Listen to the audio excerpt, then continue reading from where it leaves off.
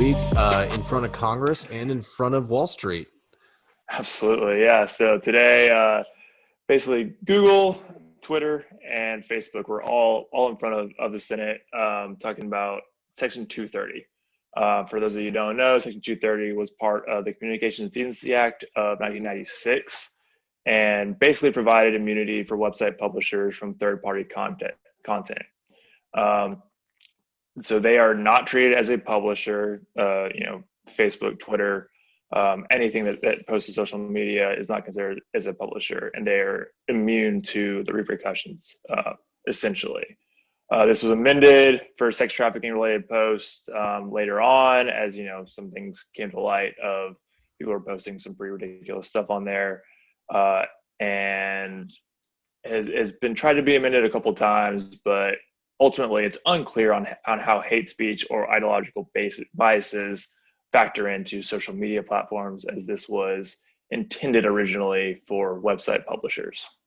Yeah, so other than this sounding like being the shittiest reboot of The Breakfast Club ever, the TLDR is that social media sites can't be sued for what's put on them because they're not the ones actually generating and publishing the content. Correct. And obviously this was made in 1996 originally, and so Twitter, Facebook, Instagram, all this stuff didn't exist. They couldn't anticipate this kind of stuff. Yeah, I was two, when this was written. Yeah. So essentially, what came of this, it was a partisan debate issue, more of a screaming match between Republicans and Democrats. Basically, Republicans or conservatives were on the side of complete free speech and no sanctions or no limits to what can be said on the platforms, whereas liberal side was saying, hey, you need to do more to stifle that things that are hateful speech and I have ideological biases. So you're having trouble with that word. I am having trouble with that word. It's like rural. It's kind of the same thing. Rural. You just blend it all together so you can't discern any actual consonants. Yeah, I know. And the highlight of this obviously was Cruz. Ted Cruz, gotta love him. Soup is the perfect food. Do you?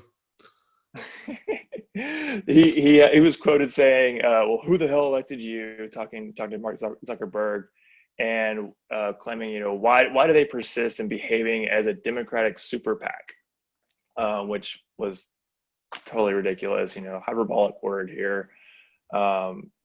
It was kind of shot down as they went along, but still screaming at them. And then Democrats on the other side were yelling at Republicans, saying that they were only calling this hearing to bully the social media sites and give Trump followers more favorable online treatment.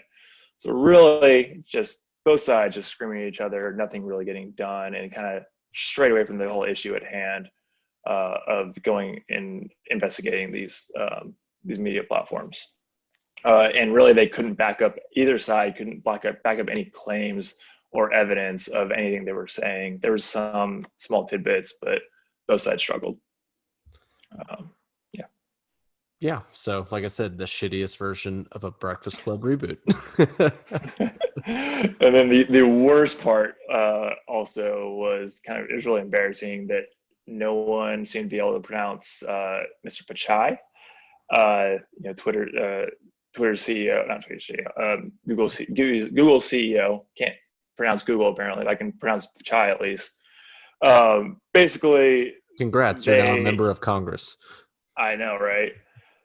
The fact that they couldn't pronounce this guy's name when he's been in front of Congress before already. Yes, exactly. It's really embarrassing, and it's just a testament to how removed they are from this issue, and like it's clearly a partisan issue that they're trying to get aside and win their opinion. They're not focused on the actual people and the actual companies. Yeah, it's political grandstanding when there should actually be a substantive discussion on Section 230 rather than holding a hearing 6 days in front of the hyper-polarized presidential election. Exactly. So, it's not a coincidence. Anyway, the only real highlight, the thing that came out of it was Zuckerberg was had a little bit to say about it that was substantial. He's willing to support some of the updates of Section 230. The other two, were kind of not saying much to that effect. But he did bring up the likelihood of, if they do change the law and subject social media sites to all this increased liability, it's probably going to aid big tech because they can encumber the legal costs and all the crazy legal hurdles that are going to come with this if they do completely reform this or include them and not have immunity. And small companies are really going to fall by the wayside. So this is really contrary to what the other talks have been about, recently, of competition and control over social media. Yeah, but he also has, he has everything to gain from there not being any new competitors coming in and dethroning Facebook from its platform atop. Like I've said many times, this company is larger than any religion in history and has the reach of nearly 3 billion, if not over 3 billion people. So that just shows you the scale of what this organization and company can do and what they can reach. But that just seems like a all talk kind of thing. No, all bark, no bite, because people will find a way around it. Exactly. And like you said, you nailed it perfectly with it's purely to try to say, well, we have to be kept together, or because we're so big, we can take on any legal costs that come from an amendment to Section 230. An amendment to Section 230 is the most likely to affect Facebook the most of all of these, with Twitter being number 2.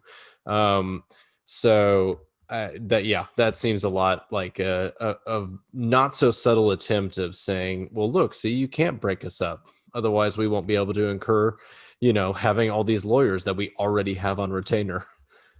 Right. So really, conclusion, the fact that they're both completely split on this issue and there's really nothing being done about it, it signals clear cut for rules and associations where social media is going to fall into either this section or an amendment or wherever that is, and what their role is for what is posted on their platforms, because that's really unclear right now. I think that just kind of shed light that there needs to be something done. Now, whether it benefits either side, I don't know, or if it just lays a line in the sand. That's just what we've shown needs to come, but it won't be anytime soon. It's going to take a long time to establish that, and I think it's going to be put on social media to really just do themselves and encumber that up on themselves. Twitter's doing it already a little bit, just on fact checking and stuff like that. Facebook, kind of like you said, I don't think they have much to gain from doing that. So we'll see. Yeah. And the longer they kick this can down the road, the bigger and more powerful these companies most likely become. So they have an interest in keeping this issue talked about and discussed with no actual real action. So yep, keep the status quo. Keep the status quo. All right, let's move on to more actual substantive, juicy topics. Corporate earnings. No, but I don't know whose idea it was to let big tech, all of big tech except Microsoft and Netflix, all report in a single day. Because that might have only a little bit of effect on a market where big tech at one point made up 25% of the S&P 500. So let's get a quick rundown though of, and we'll answer a single question about the prospects for the company going forward. So the TLDR is that all big tech companies beat their revenue and earnings estimates from Wall Street.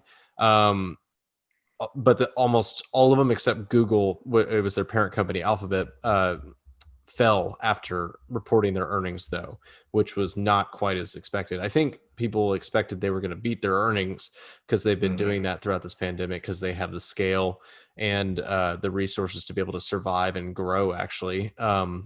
Take Amazon, who's going to be our first company that we talk about. Amazon's been able to invest even more and grow even more and show that they're even a more essential tool in our everyday lives, you know, the majority of U.S. households have an Amazon Prime account. So that means the Borat movie reached the majority of the U.S. households through Prime Video this past weekend. Um, because the revenue grew by 37% up to 26 billion, which was boosted by their Prime Day sale, which is actually 2 days. And they're expecting over 100 billion at 112 billion in sales next quarter, factoring the holidays, because customers they're seeing are buying their holiday gifts early, and they don't expect that to slow down anytime soon. So you, first thought, go Amazon. I mean, Amazon just continues to just kill it day in, day out. I mean, I just realized that I could get their discounts at Whole Foods. So I mean, I'm on the same train. I'm feeding It's into not the much of a machine. discount at Whole Foods. It's It's like, not. It's two, not. congrats, sir. You saved 2 cents off your strawberries. Oh, and Anything I can we save at that collected. ridiculous prices, yeah, it's fine. Yeah, but it's such an easy trade-off for them when they get to collect all of your shopping data and either resell it or Yes. use it to put other things in front of you on your Amazon feed. So Oh, I immediately got ads right after. It was like, hey, you bought this, you might like this too. And I'm like, oh God, what did I do? yep. But yeah, no, holiday gifts, getting bought earlier this year. I fall into that too. I mean, yeah, it's not a made up thing. Like this is real data, real stuff, and like it's the trend, and they continue to, you know, basically target each individual person and know what they like to shop for and know how to cater to them. And like, can you really fault them for doing that? Is it scary that they can read my mind? Yeah, but they know what they're doing, and they're going to continue to be a big player for years and years and years and years to come. Yeah, and that trend you But mentioned is that e-commerce has become even a bigger part of everybody's lives now that people are of limiting course, their interactions in brick and mortar stores. You know, and I've treated Amazon almost like a grocery store. Not, I haven't done their grocery service, and I go to Whole Foods occasionally for certain items, but when it's getting toilet paper because there might be a run on toilet paper again or something. I don't think there will. I want to make that clear. Or paper towels or hand soap. Things that I don't that I want to get in bigger quantities, not Costco necessarily quantities, but just hey, it'll get here in like 2 days. It's not a rush. It's just I'm about to run out and I don't want to make a singular trip to the store that I wouldn't want to make for one anyway, thing, even if there wasn't a pandemic going on. So exactly. Just feeds more into that for yeah, sure. and then so we'll see how many gifts I buy going into the holidays though. All right, so they were able to profit an extra $5 billion, you know, measly 5 billion more than Wall Street even anticipated they were going to make this quarter. So what do you think is next for Amazon to actually invest all their profitability in this quarter and last quarter? Um, I think it was last quarter they started to make money, and then I know in the beginning of the pandemic they had to invest all their profit into COVID related costs. And I will say Amazon's actually been a net hirer. They've hired I think it's over 100,000 workers. Yeah, I know some people that work in the industry too, and like I've heard they are just hurting for employees, and they really are working them to the bone, compensating them somewhat, but it's Yeah, that's not a whole very other. We could do a 45-minute podcast on right. Amazon working conditions. I But really think they do you continue to do think that. that they're going to invest that they could invest that money more in more employment to lessen the workload on the actual human employees? Yeah, I Private do. employees. So I think they'll do kind of both. They'll continue, hiring more workers in the immediate future, but then working towards more, research and infrastructure for, taking the burden off the actual physical, humans and doing some more automated stuff, and maybe hiring more like engineers potentially too to really figure out the best ways to do this effectively and efficiently. Um, yeah, I think it's going to be a heavier investment in trying to figure that solution out. Yeah. Yeah, I'd be curious to see if they start steering more of those profits into A, more hiring, B, their drone delivery program, because they've received, a few months ago, they received the FAA certification to start some of those flights up, specifically delivering medication. And as we know, Amazon has been targeting getting into the healthcare space. So maybe we start seeing a big push, and that you see either Amazon getting into COVID testing and distribution, because they can have it at your house in 2 days, if not sooner, and or that other types of healthcare, maybe in terms of once we have we just heard good news out of Regeneron on their therapeutic. So once that becomes more widely distributable, along with hopefully Merck, Eli Lilly's, and the other big pharma therapeutic, that we can get those in to households that say you go out and fill out a form saying I've tested positive, I would like and I've been prescribed the therapeutic, please send it to me, Jeff Bezos. Yeah. Cool. Let's move on to Google/Alphabet owning Google. So YouTube has increased its size and scale now that more people are staying at home and consuming media, either on their TV, phone, tablet, or laptops. They've increased ad revenue up to $5 billion now that ad budgets are starting to be reinstated on a more macro level as companies are starting to reopen. And they increased their profit by nearly 60%. And like I said, they were the only one to have their share price go up after they reported their earnings. So first thought, go. Well, if you're going to ask me what they're going to invest this extra money in, it might be the lawsuits. I think they could afford their legal fees beforehand. I think so. No, this is great. I mean, it makes, like I said, makes perfect sense. Same thing with Amazon. Makes sense. People are staying at home. They're using Google for everything. To Google, what's the best, way to work from home? What's the way to make additional income? Stuff like that. It's really fitting into all the ads that come with these searches too, of buying products that are associated with that. I will be curious to see especially the YouTube ad revenue looks like once political ads are no longer no longer relevant, because elections will be over, because YouTube was oversubscribed for political ads, for across the US. So I think that shows like that's such demand. Every single time I try to watch a YouTube video, it's about how somebody's pro something and anti something, and it doesn't matter which party is putting it. They're just blanketing the YouTube waves. So yeah, I think it was a good beat for an anemic ish stock, if you want to put it in relative terms to the other big tech companies.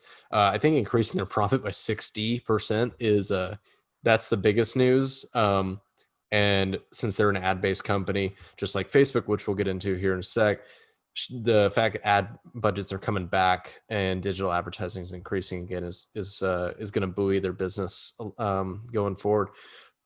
So in terms of, how do you think the company's deal with Apple and their antitrust suit surrounding search, though, is going to affect them upcoming in the next few months, going in the holidays? I mean, it's definitely going to hurt, investors, just reliability in it. Not yet. That's why I think it has to be coming somewhat as more stuff comes out and more stuff progresses. But I guess the delayed response, I don't know. Interested with that. I just don't know how much of a basis they exactly have on that. I haven't really researched enough into it yet. I'm sure as we get more and more to the weeks, we'll find out more, and I'll find out more on what that really means. It's a little too soon to say for me. I mean, what are your thoughts on it? Yeah, short term, no effect. I think you're going to be dealing with political fallout anyway, and the administration that began the lawsuit could potentially, there's the potential they may not be there come January 20th. So you'll have to see how that shakes out. This is more of a long-term drag, especially once you actually get the ruling in the case. Then comes what is the sentencing, or do they just settle for a fine going up? But I think that's a good segue into, like I said, they have a search deal with Apple to put Google's search engine on as the default on Safari's browser in all new iPhone and mobile devices. But let's move into Apple's earnings. So the iPhone revenue was down over 20%. So the pressure is now on the iPhone 12, which I have gotten because I'm one of those people. And the increase in Mac and iPad revenues was not enough to, assuage investors' concern at the fact that iPhone revenue was down 20%. And it makes me feel more secure knowing that I didn't get the iPhone 11. So I thought that was interesting, though, that even though you're seeing increases elsewhere, including services revenue, along all their other types of products, the iPhone is still king of Apple. So what's your first thought on that? Yeah, I mean, Apple's going to continue to just be a behemoth, especially in the United States. I think they do struggle a little bit overseas, from what I understand. But revenue down 20% doesn't really concern me too much, and it's a big purchase for everybody that they can hold off a year. I think that's kind of been the trend of holding off on new technology for that, or waiting for the next phone, probably the 13, since it wasn't a huge change, and they took away some stuff.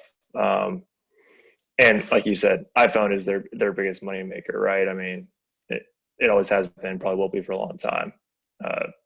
Since 07. Say that again? Since 07. Since 07. Wow. That's when it came out. Oh, man. So maybe it was 08. I don't remember. We didn't have them back then. So I'll be curious to see what happens to their services revenue now that it has been alleged that between $8 and $12 billion a year is from Google for that Safari pre-install deal, though. So services has been showing. Apple's been saying they're pivoting to become a services company with things like Apple TV Plus, Apple Care, and then we find out like, oh, a lot of this is actually from Google, from the based big on G. Google, yeah. Yeah, so I think that'll so be. There is speculation, and it's heavy speculation. That's all it is right now, that Apple is going to be forced to, basically, and has wanted to for a long time. It's been a rumor for years to create their own search engine and have it on all their phones. I don't know how soon that would be, if it does even happen, but this might be the big push that they've needed for a while to do so. Especially if something does end up coming with the lawsuit against Google. Like I said, I don't expect it to come anytime soon. It's going to be drawn out for a while, but this could lead to them putting a lot of thought and infrastructure into doing this and doing it the right way. I'd be interested to see it. I wouldn't be surprised, at least in the next 5 years, to have a Apple search engine, if not the next 2 years. Yeah, they're either gonna have to do that or start being able to allow Microsoft to pay them to put Bing potentially on there. So. Yep. We'll see on that. Last thing on Apple, our ending question. So do we think iPhone 12 sales are going to be enough to carry the company in the short term as 5G becomes more prominent in our daily lives? I think so, especially for Verizon users. They'll realize that the capabilities of 5G on these Apple, the iPhone 12 is the only Apple product that is going to be capable of doing 5G. I think it really helps them. We'll see. I'm curious to see what happens after Christmas once people start feeding into that. I'm sure it usually happens. I haven't followed it closely enough, but I'm sure those sales are pretty monumental or very telling once the holidays really hit. Yeah, since they didn't give guidance for this holiday, and I think a lot of that is because they don't know if they're going to have to shut stores down as COVID starts surging across the U.S. going into the winter. I still think you're going to see a lot of iPhone 12s being bought by people who can't afford them as people are future proofing for 5G, and what's been called the super cycle, the upgrade super cycle, begins and takes place throughout the next couple of models of going past the 12, not just the 12. Yeah. All right. We got two more. We got two more. Dive into Facebook. See, we also didn't even include Starbucks. They're not big tech, but there were other earnings that happened today outside of there were so many. I don't know if you got all the updates as they were coming through. I was like, just things I follow and not even, invested in. Yeah, exactly. You keep track of it almost. Facebook, I mean, we've already talked about them ad nauseum in the first segment, talking about the Section 230 hearing, but they did see a revenue increase. But it increased despite the ad budgets being cut, as well as an advertiser boycott for the exact reasons they ended up in front of the congressional hearing for Section 230. But they still increased the revenue. Holidays, they expecting even further increase in their ad revenue, as companies obviously are trying to sell their products, especially the small to medium-sized businesses. That's the linchpin behind the Facebook ad model. I thought the thing that was interesting is the United States is the only region in the world where total users actually declined. A million less users, from 256 million to 255 million. I'm assuming that could just be bots they removed. I'm kidding. So I don't know. What first thoughts on that? I mean, honestly, them going up, like them, revenue increasing surprised me. Just from my daily life, I think people are straying away from Facebook in the last, months, years, whatever you want to say. I think it's a function of a lot of, thought leaders and publishers and stuff still being really salty about them turning off the faucet. What was that, back in like 2 years ago, year and a half ago? When everything was just really easy to post to Facebook and get a bunch of traffic immediately. Yeah, and it's also not because going to their help. algorithms. It's not going to help that Apple's now turning off cross-tracking abilities. Mm-hmm. Yeah, and so like in my daily life, at least people in our age, like I don't think we use Facebook really much at all. Hurt that calendar.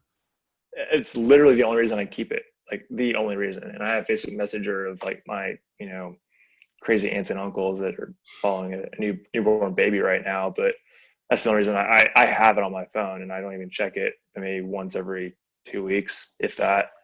So this surprises me a little bit. But Zuckerberg knows what he's doing. He knows how to make money. He knows how to capitalize on the current situations at hand, and he's clearly done it. I guess with advertisements and just the way he conducts his business. I don't know. Shocking to me. Not shocking, but surprising, at least for my immediate life. Yeah. I'm not surprised. Nothing there. So, okay. This leads into our last question. Is there any risk to the company in the short term in terms of the congressional hearings and potential antitrust lawsuits coming at Facebook from either administration down the road? Short-term risk. What is short-term? Define that. Is that what, 6 months, 3 months, a year? I don't want to take it.